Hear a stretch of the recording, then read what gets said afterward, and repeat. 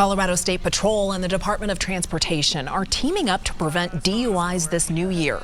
Starting today through January 2nd, troopers will ramp up patrols and conduct sobriety checkpoints statewide. And digging into the numbers here, last December, law enforcement in Colorado made 1,350 DUI arrests. There have been 190 deaths on Colorado roads involving impaired drivers so far this year. That's 30% of all traffic fatalities. Denver 7's Richard Butler talked to one woman who's all too familiar with the fatal consequences of driving under the influence.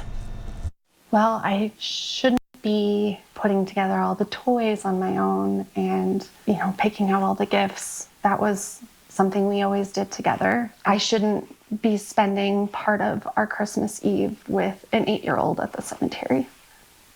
But drawing a picture for her dad and taking it to him makes her feel better.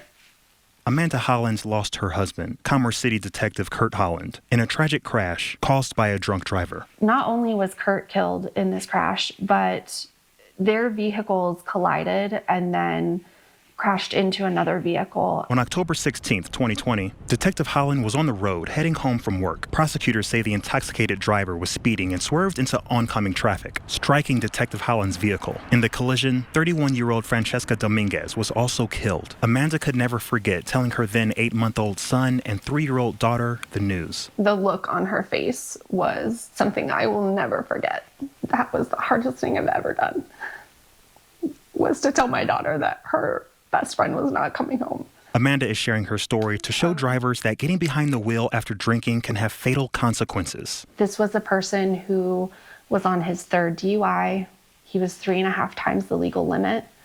And he was also on his way home. Leading into the new year, drivers will see more law enforcement on the roadways. DUI-caused deaths in Colorado have decreased since 2022, but numbers are still high. For 2024, how many deaths have we seen involving an impaired driver? So far this year, we've seen 190 deaths involving an impaired driver on Colorado roads.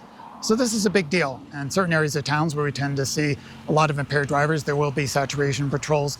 There could be DUI checkpoints, but definitely more officers on our roadways trying to remove those impaired drivers before they crash, before they kill somebody. CDOT and Amanda both are urging everyone to not drink and drive. They say to make a plan and leave your keys at home. Plan for a driver, plan for an Uber. In Denver, you put everyone at risk when you're on the road and you've been drinking. Richard Butler, Denver 7.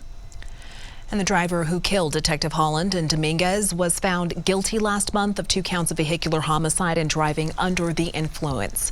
Fructuoso Rosales Cano will be sentenced January 9th.